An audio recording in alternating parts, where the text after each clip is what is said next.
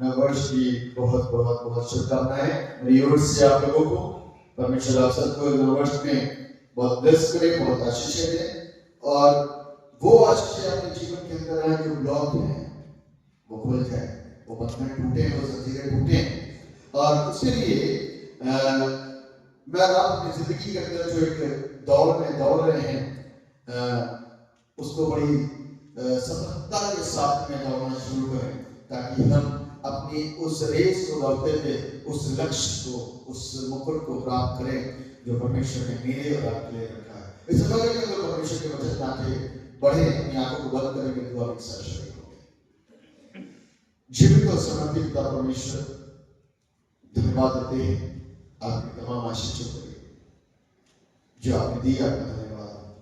नव वर्ष, नई रोशनी, नया देश, नई तस्वीर, नई सोच, नए विचार, पुराना सब कुछ खत्म, एक नई चीजों को अपना लक्ष्य साधते हुए आगे बढ़े, ताकि हमारी जिंदगी के अंदर परमेश्वर की दया हमारे हर एक उस काम में जिसको हम अपना लक्ष्य प्राप्त करने के लिए कर रहे हैं होती रहे। पिता परमेश्वर उपस्थित सब लोगों के साथ में रहिए और अपनी आशीष दीजिए, ताकि पिता परमेश्वर आज की रात हम सबकी जिंदगी के लिए एक बड़ी यादगार आराधना बन सके और हम हमेशा प्रभु आराधना में आने वाले अच्छे दास और दासी बन सके। आप दया करके हमको बरकत दीजिए, यीशु के नाम से मांगते हैं, आमीन। जब आप अपने स्थान पर बैठ जाए,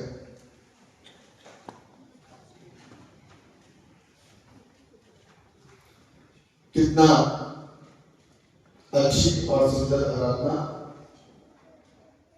यीशु का नाम सामर्थ्य है। आमीन। ये जिंदगी की सच्चाइयां हैं और जब इंसान अपने जीवन के अंदर उस नाम के द्वारा कुछ पाता है, सामर्थ्य ग्रहण करता है,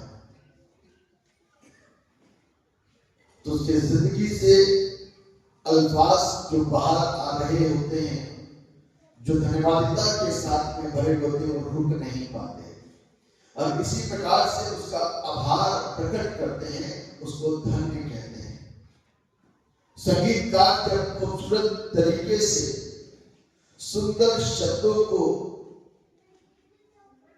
गीतों में एक एक करके खूबसूरती के साथ जब रखता और बोलता है, तो वो अपनी जिंदगी के तजुर्बों को, अपनी जिंदगी के अनुभव को उस गीत में आत्मा में होकर के गा रहा होता है और तभी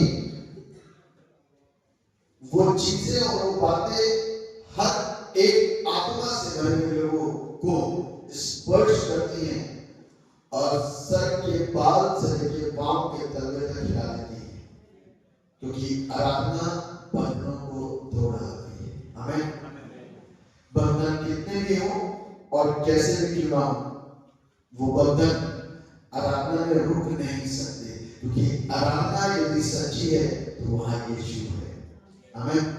आराधना यदि सच्ची है तो वहां यीशु है, जहां यीशु है वहां बंधन टूट करके गिरने शुरू हो जाते हैं और आजादी मिलनी शुरू हो जाती है। तभी हम लोगों ने गीत गाया था, मैं आजाद हूं और यीशु नाम में आजाद हूं, यीशु के द्वारा आजाद हूं, उसकी आराधना में आजाद हूं। आपने कभी देखा होगा जब आराधनाएं होती है ना, तो लोग रुक नहीं पाते।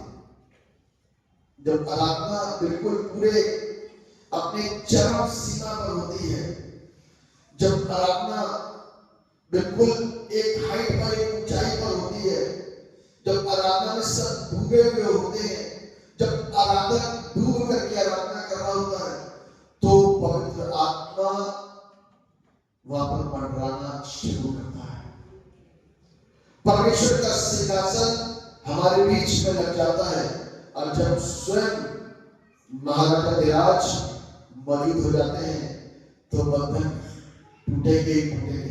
अंदर जितने शैतान छुपे हुए हैं, जितने भी शैतान अंदर छुपे हुए हैं, वो टूट टूट कर गिरने लग जाते हैं। क्यों? क्योंकि उस वक्त और उस लम्हे में हम आपे में आते हैं मुस्लिम बेटे के समान, और सामने हो रही आराधना का चेहरा हम आराधना करते हुए बेशक देखते, लेकिन उस समय जब आत्मा में भरते हैं तो डूब जाते हैं और हम खुद आंसुओं से भर करके तौबा के साथ में अपनी जिंदगी के फैसले लेने शुरू कर देते हैं। ठीक उसी तरीके से जैसे आज या बीता हुआ कल, जिसमें बहुतों ने बहुत फैसले लिए कि नया वर्ष एक नई ताजगी के साथ में जो हो गया और जो बीत गया उसको हम भूल जाएं और आगे बढ़ करके एक नए जोश के साथ में, एक नए विश्वास के साथ में आगे बढ़ें और अपनी जिंदगी की उस दौड़ को दौड़ना शुरू करें। ये दौड़ है, नव वर्ष में हम फिर से एक नई दौड़ को स्टार्ट करेंगे। पहले दिन से दौड़ना शुरू करेंगे और आखिरी दिन तक दौड़ेंगे। और यदि हमारी दौड़, क्योंकि हमारी दौड़ के पीछे एक लक्ष्य है और उस लक्ष्य को प्राप्त करने के लिए हम दौड़ते हैं, और जब हम लक्ष्य को प्राप्त करने के लिए दौड़ते हैं मेरे भाइयों, तो लक्ष्य में दौड़ते दौड़ते दौड़ते एक धावक को बहुत चीजों का ध्यान रखने की जरूरत होती है। आमीन। एक धावक को बहुत कुछ ध्यान रखने की जरूरत है। यदि आज मैं और आप एक रेसर बन करके एक रेस में पार्टिसिपेट कर रहे हैं, एक ऐसी रेस जिसमें बहुत लोग दौड़ रहे हैं, तो मुझको और आपको अपनी दौड़ दौड़ते समय यदि उस मुकुट को प्राप्त करना है, उस लक्ष्य तक पहुंचना है, तो मुझको और आपको उस रेस के लिए एक योजना बनाने की जरूरत है। जब हम योजना बनाएंगे तब हम विजय प्राप्त कर सकते हैं। योजना के अंदर जिन बातों को हम रखते हैं उनके ऊपर खड़े उतरने के लिए मुझको और आपको मेहनत करने की जरूरत है। तभी जाकर के हम उस लक्ष्य को प्राप्त कर सकते हैं। मेरे भाइयों, हम इस बात को बहुत अच्छे तरीके से जानते हैं कि जब एक धावक अपनी दौड़ को स्टार्ट करता है तो क्या क्या चीजें उसकी लाइफ के अंदर होती है, इसको हम लोगों को देखना है, इस बात को समझना है। क्या क्या हमने मन के अंदर सोचा। एक धावक के पास में सबसे पहले अपने अंदर एक दृढ़ता को, आत्मविश्वास को पैदा करना है। यदि एक धावक सबसे पहले दूसरे वाले धावक को देख लेगा तो कोई जीत नहीं पाएगा। एक धावक यदि दूसरे धावक को देखेगा वो तो मुझसे तेज दौड़ रहा है, उसकी स्पीड मुझसे अच्छी है, उसके पास सारी जो जरूरतें दौड़ने वाले के लिए होती है वो सब कुछ उपलब्ध है, वो जीत जाएगा, तो हमारी हार उसी समय ही हो जाती है। लेकिन हम पूरी तैयारी के साथ में, आत्मविश्वास के साथ में, दृढ़ता के साथ में एक दौड़ को दौड़ना शुरू करें और सबसे पहला काम अपने साइड के हर एक रुकावटों को जो मुझको परेशान करती है देखना बंद कर दें। अपने अगल बगल, अपने दाएं बाएं जितनी चीजें मेरे और आपके सामने एक रुकावट बनकर के आती है, हमको उसको ध्यान नहीं देना है। उसके प्रति अपने ध्यान को, अपने मन को और अपनी आंखों को बंद करना है, क्योंकि हम उसको देख करके नहीं दौड़ रहे, हम खुद उस दौड़ में एक हिस्सेदार और एक भागीदार हैं, और हम इसलिए भागीदार हैं कि हम लक्ष्य तक पहुंचे। मेरे भाइयों, एक धावक, अभी मैं संसारिक बात कर रहा हूं, एक धावक की, लेकिन धावक से हम एक और दूसरे धावक के पास आएंगे। वो धावक की दौड़ आत्मिक है। ठीक इसी धावक के समान मिलती जुलती जो संसारिक दौड़ को दौड़ करके विजय प्राप्त करने के लिए कोशिश करता और प्रयास करता है, ठीक उसी प्रकार से मैं और आप जब अपनी आधुनिक दौर को दौड़ेंगे तो उसके सामने भी मेरे लिए बहुत ज्यादा समस्याएं आगे खड़ी होती हैं। उसका सामना हम कैसे कर सकते हैं? मेरे भाई, एक धावक का खाना और पानी बड़ा बैलेंस होता है। एक धावक का खाना और पानी बहुत बैलेंस होता है। ज्यादा खाएगा तो फैट हो जाएगा, दौड़ नहीं पाएगा। कम खाएगा तो वीक हो जाएगा, कमजोरी के मारे दौड़ नहीं पाएगा। इसलिए सबसे पहली चीज मेरा और आपका सोच और नजरिया हर एक चीज के ऊपर बड़ा परफेक्ट और बड़ा बैलेंस होने की जरूरत है। यदि मेरा और आपका नजरिया सही और परफेक्ट और बैलेंस हुआ तो चीजें अपने आप ही सिस्टमैटिक और सही होनी शुरू हो जाती है। हम आज नव वर्ष में प्रवेश कर चुके हैं और नव वर्ष में प्रवेश करने से पहले हमने परमेश्वर से बहुत बातें करी होगी। कल बहुत लोगों ने अपने घर के अंदर प्रेयर करी होगी, अपने फैमिली को बैठा करके प्रेयर करी होगी। कुछ लोगों ने व्यक्तिगत तरीके से अपनी प्रार्थनाएं करी और मैं इस बात को जानता हूँ कि बहुत लोग व्यक्तिगत तरीके से अपनी दौड़ को दौड़ना शुरू कर चुके हैं और अपनी दौड़ के लिए बहुत कुछ सोचना शुरू कर दिया। क्योंकि हमारी जिंदगी का एक ऐसा क्षेत्र जिसको स्पिरिचुअल एरिया बोला जाता है, आत्मिक क्षेत्र बोला जाता है, उसके लिए आज की तारीख में बहुत युवा, बहुत लोग चिंतित हैं। इस बात को मैं बहुत अच्छी तरीके से जानता हूं। उनके चिंता का विषय संसारिक चीजों के साथ साथ में उनकी जिंदगी की चिंता का विषय उनका आत्मिक क्षेत्र भी है और यदि नहीं है तो होना चाहिए। यदि नहीं है तो होना चाहिए कि हमारी जिंदगी के लिए एक चिंता का क्षेत्र है कि ये क्षेत्र खाली ना रह जाए। बाकी सारे सब्जेक्ट में हम नंबर पा रहे हैं, हर चीज धीरे धीरे प्राप्त कर रहे हैं, हर चीजों में हम उन्नति कर रहे हैं, लेकिन एक हमारा एक ऐसा एरिया जो आत्मिक क्षेत्र है, ये सूना खाली न रह जाए, इसके लिए आज बहुत लोगों के अंदर चिंता होनी शुरू हो गई है। क्योंकि उनको एहसास होना शुरू हो गया, चारों दिशाओं से जब अपने मोबाइल को खोलते हैं, यूट्यूब चैनल खोलते हैं और परमेश्वर के अच्छे कानूनों के द्वारा सुंदर वचन को ध्यान से, अव्वल तो लोग गाने ज्यादा सुनते हैं, आराधना ज्यादा सुनते हैं, लेकिन वचन बहुत थोड़े लोग सुनते हैं।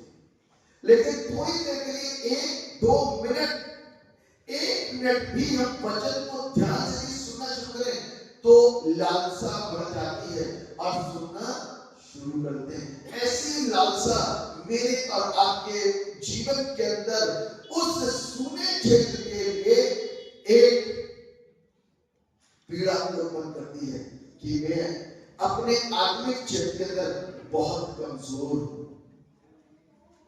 उस कमजोरी को दूर करने के लिए आज मुझको और आपको अपनी जिंदगी की दौड़ को दौड़ना शुरू करना है, वायदों के साथ में, लक्ष्य को साधते हुए। क्योंकि हम एकदम से सीढ़ी के 10वें पैड़ी पर नहीं पहुंच सकते, स्टेप बाय स्टेप चलना है। यदि कुछ अचीव करना है तो स्टेप बाय स्टेप हमको चलना है, पकड़ना है, तब ही जाकर के हम अपने लक्ष्य तक पहुंच सकते हैं। इतना तो हम बहुत अच्छी तरीके से जानते हैं कि जो क्षेत्र मेरे और आपके द्वारा हल्के में लिया जाता है, वही क्षेत्र मेरी जिंदगी का सबसे महत्वपूर्ण क्षेत्र है। जो क्षेत्र कई बार नजरअंदाज कर दिया जाता है, वही क्षेत्र हमारी जिंदगी की ताकत बन सकता है। जिस क्षेत्र को हम बहुत मामूली सा समझते कि खुदा के कलाम को पढ़ना और दुआ करना, लेकिन यही थोड़ी सी खुदा के कलाम की बातों को पढ़ करके और थोड़ी देर परमेश्वर के साथ बातें करके मेरी पूरे दिन भर की शक्ति और ऊर्जा मुझको प्राप्त होती है, मेरी सुरक्षा उसमें छिपी हुई होती है। ये चीजों को सीखना और इन बातों को जानना मेरे और आपके लिए कितना अनिवार्य और कितना जरूरी है, ये आज के दिन हम यहाँ पर सीखने के लिए मौजूद है, ताकि खुदा का कलाम मुझको और आपको मेरे उस सुने क्षेत्र के अंदर आज एक ऐसी आग दे दे, ताकि मैं और आप सुबह उठ करके जो चीजें ध्यान में ही नहीं है वो हमारी प्राथमिकता बन जाए। आमीन। क्यों? क्योंकि ये वचन हम और आप कई बार किताब के समान पढ़ते हैं, लेकिन इसको किताब के समान नहीं, इसको अपनी जिंदगी की हर तरीके की सुरक्षा समझते हुए इसको पढ़ना है। क्योंकि बाइबल में तो इस बात बताती है, यशायाह नबी की पुस्तक उसका 7वां अध्याय का 4वां पद, कोई नहीं पढ़े, यशायाह नबी की पुस्तक उसका 7वां अध्याय और उसका 4वां पद, कोई भी जिसको मिले पढ़ सकता है। यशायाह 7।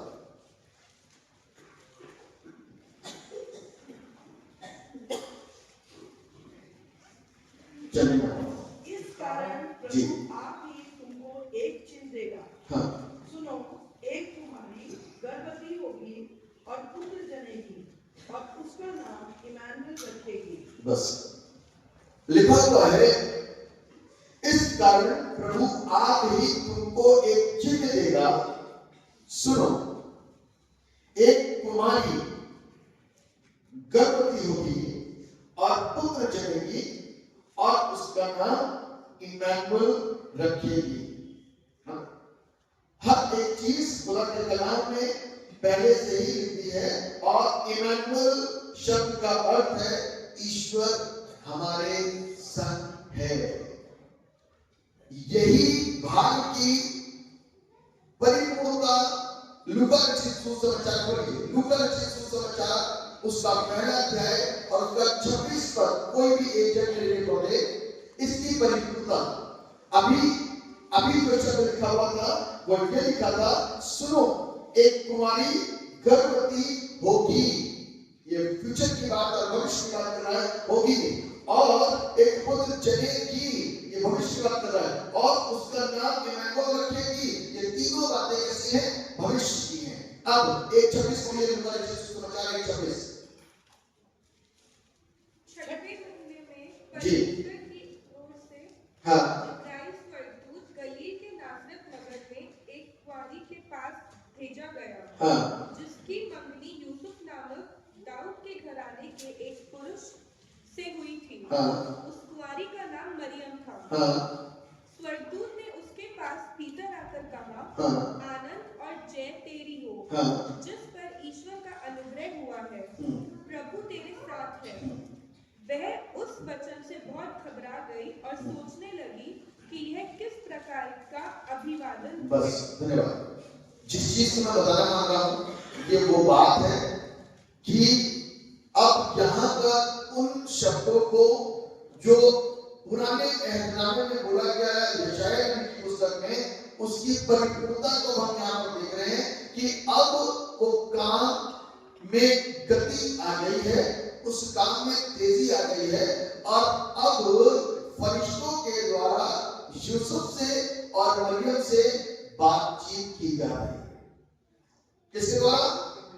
फरिश्तों के द्वारा यूसुफ और मरियम से बातचीत की जा रही है। और इसी के दूसरे अध्याय के 10वें पद को पढ़ दीजिए, दूसरे अध्याय के 10वें पद को पढ़ दीजिए।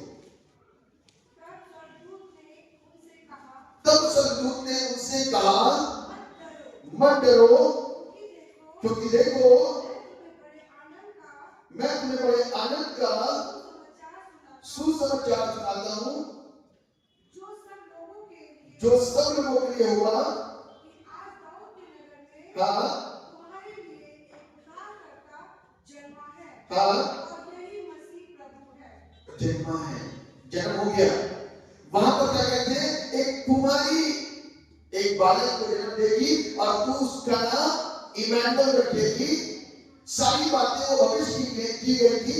और लूका रचित सुसमाचार के अंदर में आप क्या देखते हैं कि यहाँ पर उन कहे गए प्रत्येक कथन की परिपूर्णता हो गई।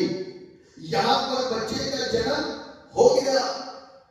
अब इतना समय क्यों लगा? भविष्यवाणी तो हो गई थी, लेकिन इतना समय क्यों लगा? इतना समय लगने के पीछे परमेश्वर की योजना थी, क्योंकि परमेश्वर सही समय पर अपनी सारी योजनाओं को पूरा करता है, ना तो समय से पहले और ना समय के बाद। सबोपदेश उसका 3रा अध्याय और उसके आरंभिक पदों को यदि आप देखेंगे तो वहां लिखा है, पृथ्वी पर प्रत्येक कार्य के लिए एक समय नियुक्त किया गया है। मेरे प्रियो, आज मेरे और आपकी जिंदगी की दौड़ का हो सकता है 2025 पहली जनवरी एक समय किया गया हो परमेश्वर की ओर से, या मैंने और आपने फैसला लिया हो परमेश्वर से प्रार्थना करके, या मैंने और आपने परमेश्वर से व्यक्तिगत तरीके से बातचीत करी हो कि प्रभु मैं एक अच्छी शुरुआत करना चाहता हूं, अब तक जो हुआ सो हुआ, उसको भूल करके आगे बढ़ना चाहता हूं। अब तक जो गुनाह कर दिया सो कर दिया, लेकिन उन गुनाहों को अब से अपने अंदर से एक कूड़े और करकट के समान निकाल के बाहर करके इसके अंदर शुद्धता डालना चाहता हूं। और शुद्धता प्राप्त करने के लिए आपके कलाम में मंथन करूंगा और ध्यान दूंगा। मेरे प्रियो, बहुत सी चीजें होती, पवित्रता को अपने अंदर लाते वक्त बहुत चीजें एक धावक के समान सोचने की जरूरत है।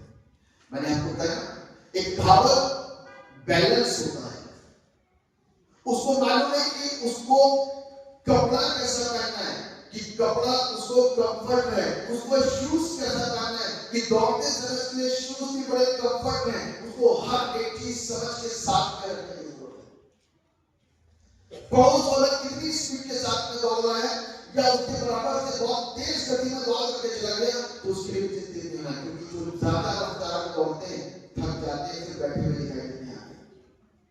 तो एक समान गति के साथ को प्रैक्टिस करनी है, और तब जाकर के हम उस विजय को प्राप्त कर पाते हैं, उस लक्ष्य को प्राप्त कर पाते हैं, उस मुकुट को प्राप्त कर पाते हैं। तो ठीक उसी प्रकार से आज जब मैं और आप अपनी जिंदगी के उस लक्ष्य को, उस मुकुट को प्राप्त करने के लिए आज लालसा से भरे हुए हैं, आज कोशिश कर रहे हैं, तो मेरे प्रियो, हमको इस बात को ध्यान रखना है कि बराबर वाला कितना पढ़ लेता है और बराबर वाले की दुआ कितनी प्रभावशाली है, ध्यान मत दीजिए, क्योंकि परमेश्वर इस चीज के द्वारा न्याय नहीं करेगा।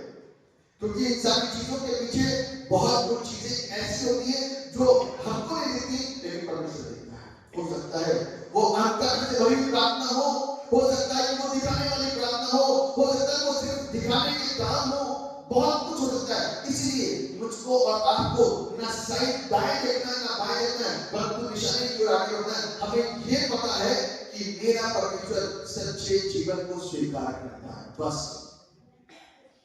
हमें ये पता है कि सच्ची आराधना प्रभु को पसंद आती है, बस इसके अलावा कुछ नहीं देखना है। हमें ये भी मालूम है कि वहां पर कई लोगों के सर पर ये सेहरा सजेगा, मुकुट मिलेगा, तो सिर्फ एक ही बंदा नहीं जाएगा। यदि एक ही जाता तो बहुत सारे पहुंच चुके हैं वहां पर।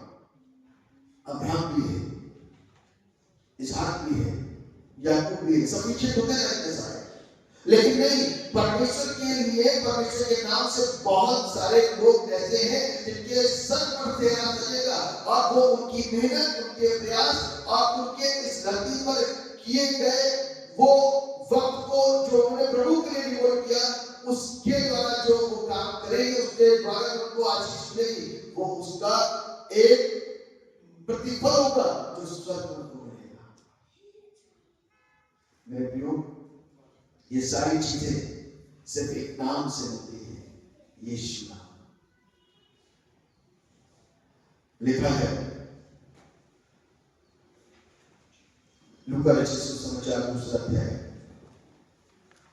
जब स्वर्गदूत उनके पास से स्वर्ग को चले गए तो बड़े आपस में कहा, आओ हम बैतलहम जाकर ये बात जो हुई है और जिसे प्रभु ने हमें बताया है देखिए। और उन्होंने तुरंत जाकर मरियम और यूसुफ को और चंद्रमस बालक को वहां देखा।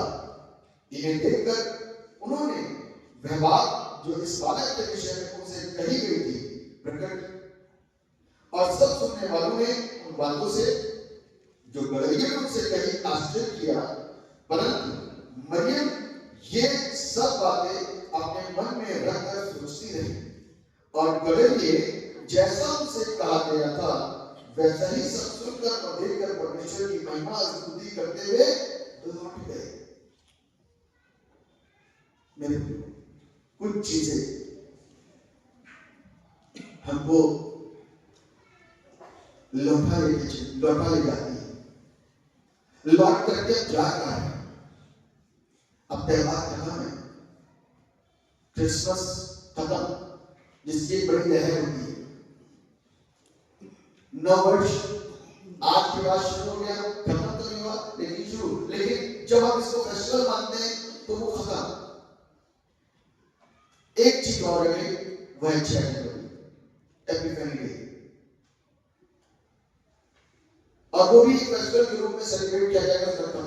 लेकिन हम अपनी जिंदगी के अंदर जो लक्ष्य बना चुके हैं उसमें कितने भी फेस्टिवल आए और जाए हमें उससे कोई फर्क नहीं पड़ेगा, क्योंकि हम अपने लक्ष्य को पूरा करने के लिए हर दिन हर समय लगाए हैं और प्रयासरत हैं और कोशिशमंद हैं कि हम अपने लक्ष्य से कभी भी ना हटेंगे ना हिलेंगे। लक्ष्य को पूरा करना है। और बाइबल में इस बात बताती है कि लक्ष्य को पूरा करने के लिए हमें यीशु की सहायता की जरूरत है। क्योंकि जब हम परमेश्वर के भवन में आते हैं तो यहां से हम अपनी आत्मिक उन्नति प्राप्त करने के लिए कोशिश कर रहे हैं। आत्मिक उन्नति बाइबल में भी पढ़ा गया, योएल नबी की पुस्तक उसका 2 अध्याय उसका 28 पद लिखा, अंत के दिनों में जवान पढ़िए क्या लिखा, योएल नबी की पुस्तक उसका 2 अध्याय और उसका 28 पद क्या लिखा, जोर से पढ़िएगा।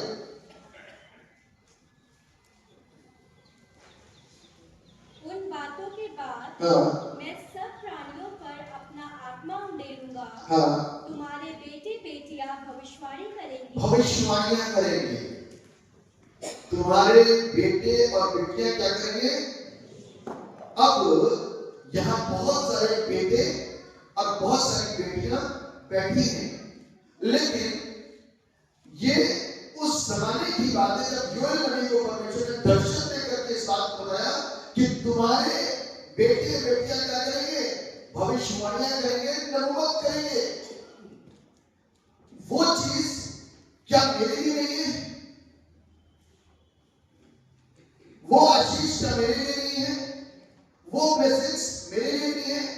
वो नबूवत के काम मेरे लिए नहीं है? मेरे लिए है।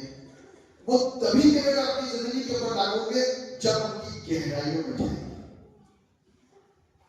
जब उनकी गहराइयों में उतरेंगे तो ये आशीषें मेरे और आपके जीवन में क्या होगी? लागू हो जाएंगी। और फिर मुझको और आपको दर्शन दिखेंगे, नबूवतें होंगी, हमारे घर के बुजुर्ग आशीषित होंगे और बड़े जाएंगे। और तुम्हारे पुण्य स्वप्न देखेंगे। और तुम्हारे जवान दर्शन देखेंगे। पुण्य स्वप्न देखेंगे और जवान दर्शन देखेंगे। ये काम होगा कैसे? पवित्र आत्मा के द्वारा। जिस दिन देव का गीत बजा उस दिन पवित्र आत्मा जब उतरा तो लोगों को सब कुछ अपने भाषा में समझ में आ रहा था। समझ पाते थे कि बहुत अज्ञात भाषा के लोग वहां पर खड़े थे, लेकिन वहां परमेश्वर का काम था। जो बोला जा रहा था वो अपनी भाषा में बोल रहे थे, लेकिन सब अपनी भाषा में समझते थे। वो था पवित्र आत्मा का काम। मेरे प्रियो, बाइबल में बात बताती है कि आज वो यीशु नाम जो मेरे और आपके लिए दिया गया है, ना सिर्फ सुरक्षा के लिए, परंतु जो कुछ यीशु के नाम से मांगोगे वो तुमको मिल जाएगा। इस बाइबल की वचनबद्धता के साथ में जो बातें लिखी गई है वो मेरे और आपके लिए आज लिखा हुआ है। इसके 21वें पद को पढ़ते हैं, लूका 2:21। जब 8 दिन पूरे हुए और उसके खतने का समय आया तो उसका नाम यीशु रखा गया, जो स्वर्गदूत ने उसके पेट में आने से पहले कहा था। जो स्वर्गदूत ने उसके पेट में आने से पहले कहा था। किसी का नाम सुनने में बहुत अच्छा लगता है। बहुत लोग ना अपने नाम को सही तरीके से रखते हैं। मेरी हमेशा शिकायत रही है इस चीज को लेकर के कि हम अपने बच्चों से बहुत प्यार करते हैं, बहुत दुलार करते हैं, लेकिन परमेश्वर के वचन के साथ में जो सीरियसनेस होनी चाहिए उससे कहीं ना कहीं थोड़ी सी कमी रह जाती है। मैं हमेशा देखता हूं कि नामों को बार बार बदला जाता है, नामों को बार बार बदला जाता है। नाम कभी नहीं बदलना चाहिए। पहली बात कि आप इस बात को सोचिए कि परमेश्वर अपने पुत्र को इस धरती पर भेज रहा है, इससे पहले कि वो धरती पर आए नाम आ गया। नाम अर्थ के साथ में आया। हमारा नाम बताते हैं लेकिन अर्थ पता ही नहीं था माँ बाप को, क्योंकि उस नाम का अर्थ क्या है। लेकिन हम थोड़े से लोग एजुकेट हो चुके हैं तो नाम का अर्थ समझ जाते हैं। यहाँ पर स्पेशल तरीके से पहले से बता दिया कि तू इसका नाम इमानुएल रखना, जिसके नाम का अर्थ है ईश्वर हमारे संग और हमारे साथ है। इस बात को समझना है हर एक व्यक्ति को। अब आज की तारीख में मैं और आप जब नाम रखते हैं अपनी संतानों का, प्यार में कुछ भी बोलना शुरू कर देते हैं, ठीक है। बपतिस्मे में नाम ना समझी के साथ में रखवा दिया और उसके बाद में हाई स्कूल में नाम कुछ और रख दिया। अब हाई स्कूल में बोर्ड को तो परेशान कर नहीं सकते तो चर्च को परेशान करते, वाले साहब नाम चेंज कर, क्योंकि बोर्ड में तो कुछ चलेगी नहीं, वहां से नाम तो चेंज करवा देते हैं। तो जिसके ऊपर कोशिश दबाव डालने की कोशिश करते हैं वो है चर्च। और मैं हमेशा बताता हूँ जो चर्च के नाम के साथ में छेड़खानी करता है ना, उसके साथ में समस्याएं खड़ी होती है। ये जिंदगी के तजुर्बे हैं जो मैंने देखे, क्योंकि वो नाम आपने ब्लेस करवाया है, अपने हाथ से लेकर के उस नाम के द्वारा बच्चे के ऊपर आशीष मंगवाई है, लेकिन आप फिर उस भविष्य में उसके नाम को तब्दीलियां करते हैं, बदलते हैं। क्योंकि जब बच्चा बड़ा होगा तो अपने तरीके से नाम रखता है, उसको अपना नाम पसंद है, उसको नाम बताइए, उसके नाम का अर्थ सिखाइए कि तुम्हारा नाम ये नाम बहुत अच्छा है, सुनने में अच्छा, अर्थ में अच्छा, काम का नाम है। उसको सिखाना मेरा और आपका फर्ज है। लेकिन मैं आप उसको इस तरीके से ट्रेन नहीं करेंगे तो बच्चा नहीं सीखेगा। लेकिन जहां पर एक नाम स्वर्ग के पिता के द्वारा आ गया, यूसुफ और मरियम की तरह, कोई और नाम ना दादा रखे, ना दादी रखे, ना कोई और रिश्तेदार रखे, यही नाम रखना है। आमीन, यही नाम रखना है। इस नाम का एक अर्थ है और इस नाम के साथ यीशु जिएगा, इस नाम के साथ पहचाना जाएगा, इस नाम के अर्थ के साथ जिंदगी के अंतिम सांसों तक यीशु पहचान में है। आज भी हम जब यीशु का नाम लेते हैं, यहोवा मेरा चंगा है, तो सुकून मिलता है कि नहीं मिलता है। जब हम तालियों में से होकर के गुजरते हैं, जब हम की वादियों में से होकर के गुजरते हैं, जब हम निखार के साथ में गुजर रहे होते हैं, उस वक्त में सिर्फ एक नाम होता है, यीशु नाम, जो मुझको और आपको छुटकारा और मुझको और आपको आजाद करता है। वो नाम तब से लेकर के आज तक कामयाब नाम है। लेकिन एक्चुअल में हम और आप जब अपने बच्चों को नाम रखते हैं तो हम और आप विपरीत दिशा में होते हैं। यहूदा का नाम का अर्थ मालूम है आपको? यहूदा के नाम का अर्थ क्या था? प्रेज, परमेश्वर की तारीफ। यहूदा के नाम करते हैं, लेकिन बंदे ने क्या कहा? उससे खिलाफत की है।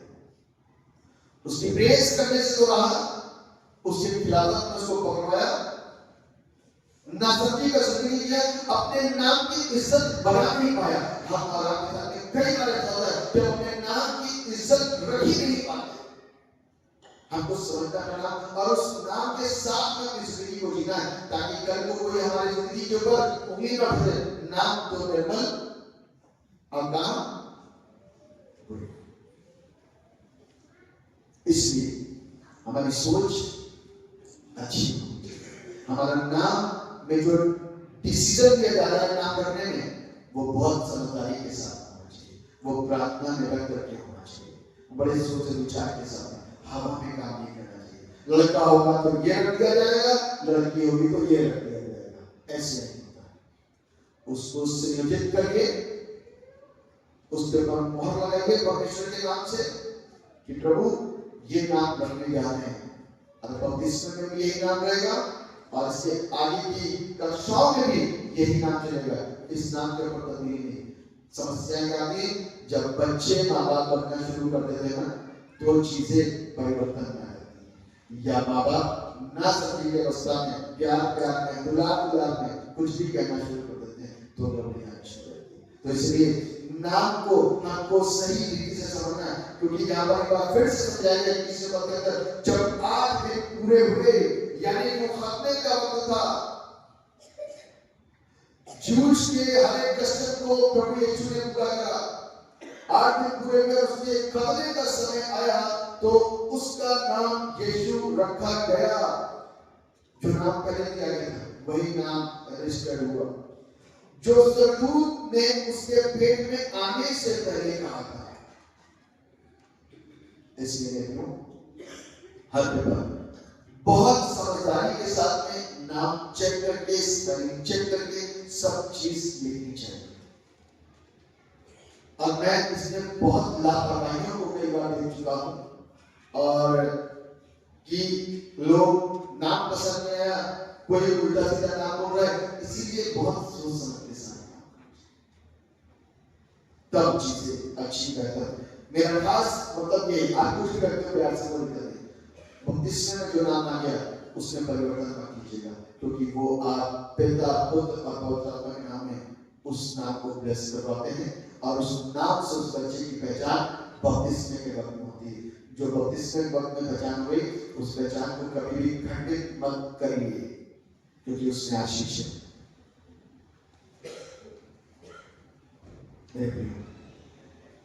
जब मैं और आप यीशु के नाम को अपनी जिंदगी में लेते हैं, तो मैं और आप अपने जीवन के अंदर सफल होते हैं, प्रार्थनाएं करते हैं यीशु से, उससे मांगते हैं अपनी तरक्की, आत्मिक तरक्की, बहुत सारी तरक्की। मैंने लोगों को देखा कहते हैं कि बस अब तो सारे काम से हम फुर्सत पा गए, अब तो कुछ नहीं, अब तो बस यीशु के नाम को जपना है ना? ऐसा नहीं। बाइबल क्या कहती है? सबों विषय के बारे में ध्यान देता है, युवाओं से उसके पास में युवाओं को संदेश देता है कि ऐ जवान, अपनी जवानी के दिनों में अपने थाली को याद कर,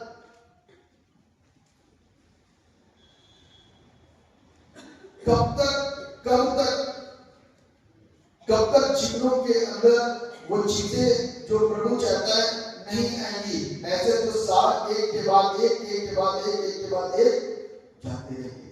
अब हमें अपने अंदर की जो चीजें परमेश्वर को पसंद नहीं है, बाइबल के अंदर सब लिखा है, दिखाना है, झूठ, धोखा, छल, घमंड, अहंकार लिखा है। नीति वचन में लिखा है, घमंड से चढ़ी हुई आंखें, जीविका का घमंड, पाप करने के दौड़ने वाले पैर, ये सारी चीजों से हम लोग अपने आप को क्या करना है? दूर करना है, इनसे अपने आप को बचाना है। क्योंकि अब हम उस मोड़ पर आ गए हैं, अब हम उस वक्त में आ गए हैं कि अब हम डिले नहीं कर सकते, अब हम लेट नहीं कर सकते, क्योंकि हमको वहां पहुंचना ही है। हमारी जिंदगी का लक्ष्य ही है, हम डिले नहीं कर सकते।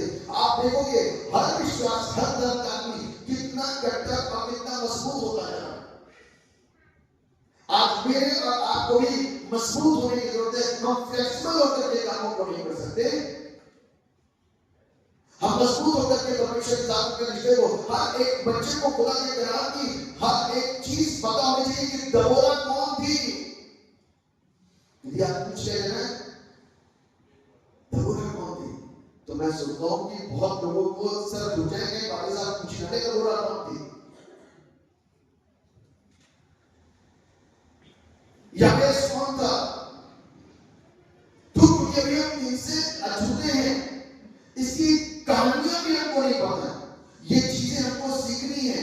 इन चीजों को एक हमारे लिए क्यूरियोसिटी जाननी चाहिए कि हम इस वचन से कैसे जुड़े रहे जिंदगी भर में 50 साल, 20 साल, 30 साल, 40 साल, एक पुस्तक खत्म नहीं हुई, एक इसकी कहानियां भी तक याद नहीं। इस मतलब कि हमारा मन इधर है ही नहीं, ये खुलता भजन संहिता और खटाखट को आते वही बंद करा, thank you Jesus for this beautiful day, खत्म। उसके बाद अपने काम पे लगे जिसमें हमारा मन लगेगा। यहाँ मन नहीं लगा, यहाँ 75 साल निकल गए, मन नहीं लगा, यहाँ पर मन लगाना है। जिसने इन बातों के ऊपर, बच्चों के ऊपर मन लगाया, उसकी जिंदगियों के अंदर बड़े परिवर्तन आ गए। बाइबल कहती है हम मन लगाता उठा लिया गया। ऐसा ध्यान उसका परमेश्वर की ओर था। मेरे प्रियो, अपने विश्वास के स्तर को बढ़ा कर यीशु का नाम हमारी जिंदगी में, हमारी जिंदगी को संभालने के लिए सफिशिएंट है। हमारी जिंदगी को वहां एक छोटा सा नाम है यीशु। अब कितने बड़े काम होते हैं, अब गहराना करेगा क्या जबरदस्त यीशु नाम में वो सामर्थ है, दुष्ट के सारे काम भूल जाते हैं। दुष्ट के खेमे के अंदर एक बड़ा हड़कंप आ जाता है सिर्फ एक नाम लेने से। यीशु, इंसान टूट जाता है। यीशु कैसा दोस्त प्यार, अंदर से इंसान टूट जाता है, गुनहगार अंदर से टूट जाता है यीशु के नाम को लेने से। बड़े बड़े लोगों ने यीशु के नाम के द्वारा जीवन पाया। उनका कहना था हम क्राइस्ट को तो नहीं छोड़ेंगे लेकिन क्रिश्चियनिटी को छोड़ देंगे। मालूम किसने कहा था? मालूम किसने बोला था कि हम क्राइस्ट को नहीं छोड़ेंगे? मैं क्राइस्ट को तो नहीं छोड़ सकता क्योंकि क्राइस्ट के अंदर जिंदगी है, लेकिन क्रिश्चियनिटी को छोड़ रहा हूं। किसने बोला था? गांधी जी। क्योंकि वो कुछ ऐसे क्रिश्चियन से इतने दुखी हुए उनके स्वभाव, उनके बोलचाल से, उनके रहन सहन से, उनको चर्च में घुसने नहीं दिया। क्यों? क्योंकि वो इंडियन थे, चर्च, क्योंकि वो व्हाइट लोग थे। तो गांधी जी को बड़ा फील हुआ, बड़ा बुरा लगा। तो उन्होंने कहा मैं क्राइस्ट को आज के बाद अपने जीवन के अंदर रखूंगा, क्राइस्ट को लेकर के जीऊंगा, लेकिन क्रिश्चियनिटी को आज से छोड़ूंगा। ये एक गवाही प्रबंधी है। यीशु नाम बचाता है। यदि गांधी जी बच जाते, यीशु मसीह में रहते, तो आप सोचो कितनी बड़ी भीड़ गांधी के साथ है।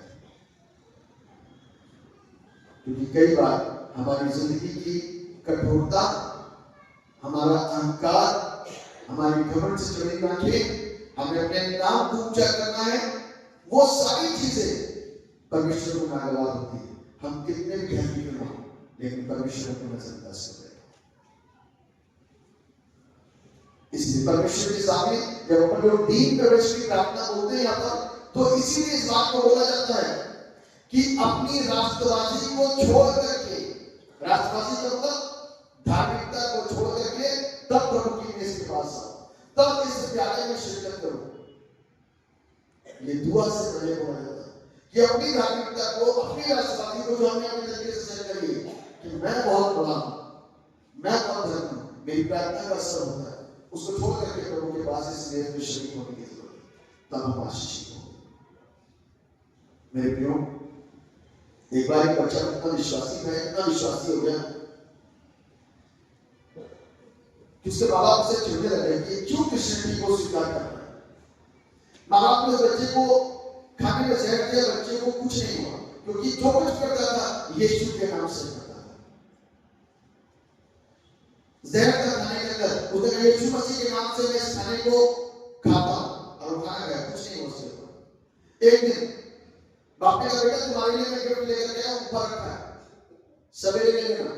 और सवेरे उसने सांप रखा था उस छोटी सी टोकरी के अंदर, और बहुत जहरीला सांप, और उसने जाकर के ऊपर उसको दिखाने उसने जाकर के हाथ डाला और गिफ्ट उठा के आया, सांप उसको टच नहीं करता है।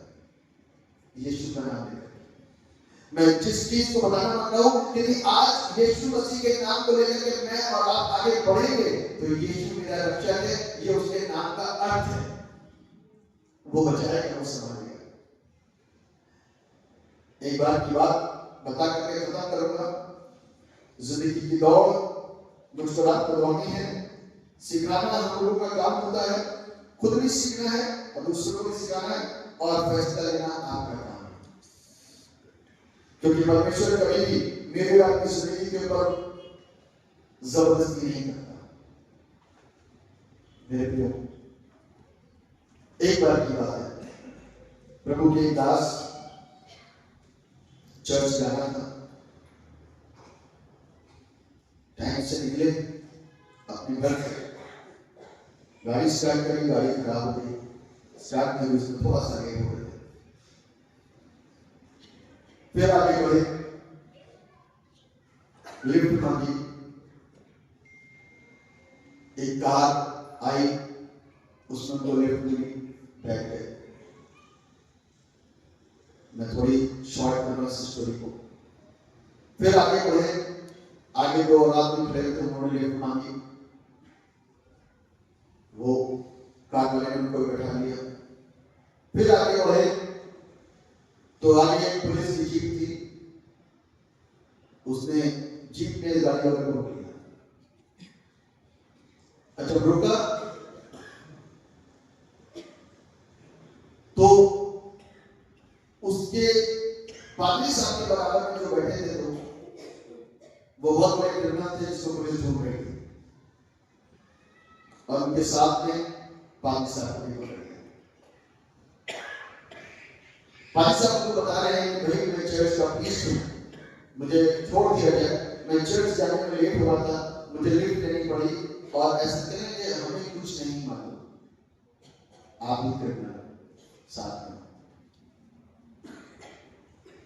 किसी के चेहरे पे थोड़ी लिखा के बात नहीं, या आप सब ड्रेस करके नहीं रखे कि पहचान हो गया।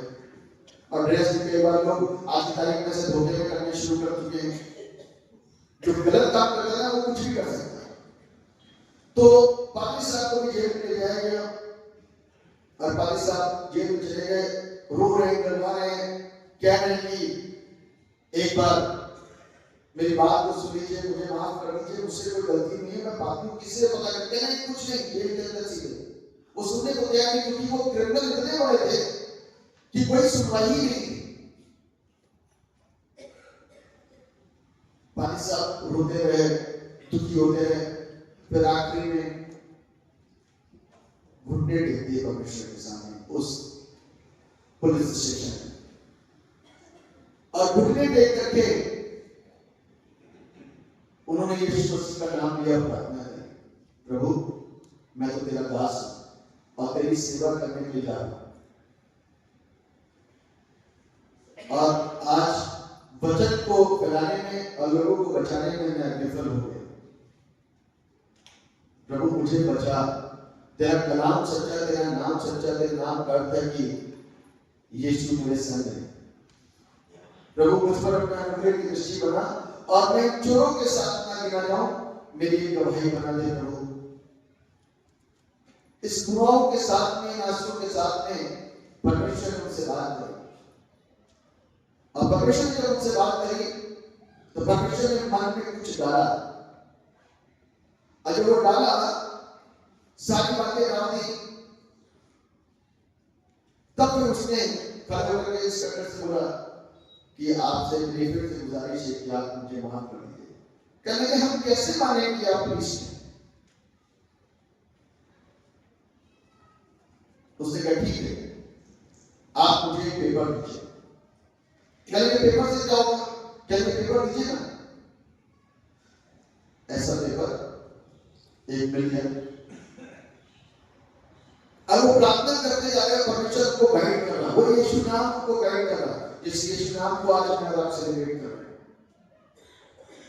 उसने पेपर को ऐसे लेकर के ऐसे फोल्ड कर लिया, और फोल्ड करने के बाद में उसने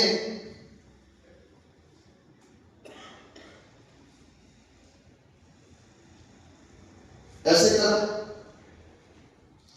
उसने बताया कि पुराने जमाने में हमारे चर्च इस शेप में हुआ करते थे। कहेंगे आपके चर्च कुछ भी होते हो, हमसे क्या मतलब है? आप अपने आप को पापी बता रहे हो, उसको प्रूफ तो करो। उससे जब फिर हमारे गांव के अंदर जो चर्चेस के स्वरूप बदले, वो कुछ ऐसे हो गए। फिर इंस्पेक्टर के ऊपर गुस्सा हुआ, और गुस्सा होने के बाद में उससे बोला कि देखिए मुझे आपकी फालतू की बातों के ऊपर ध्यान देना है। और फिर उसने ऐसे बोल करके दिखाया और बताया वो भागा है जो यीशु मसीह की बस्ती में धोखा गया था।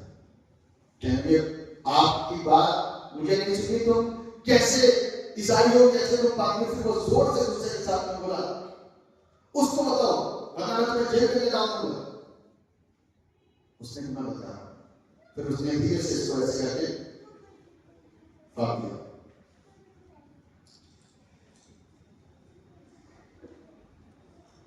और फिर उसके बाद में जब उसने इसको यूटर में खोला तो ये क्रॉस रख गई थी। उसने बताया ये वो क्रूस है जिसमें मेरे यीशु मसीह ने अपनी जान को कुर्बान किया। और उस इंस्पेक्टर का मन उस शिक्षा के द्वारा, जो इसके द्वारा उसने वचन उसको शेयर किया, उसकी जिंदगी बदल गई।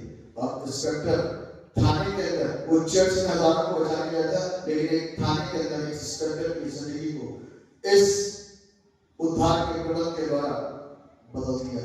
ये सिर्फ यीशु का नाम ही ने उसको बुद्धि देता गया, और ये क्रूस बंद करके तैयार हुआ। और उसने माता की कैसी गवाही रखी थाने के अंदर, कितने लोगों के जीवन को बदल दिया। ये मौजूदा खुदा है जो कभी भी कुछ नहीं कर सकता। इसका नाम वो सामर्थी नाम है।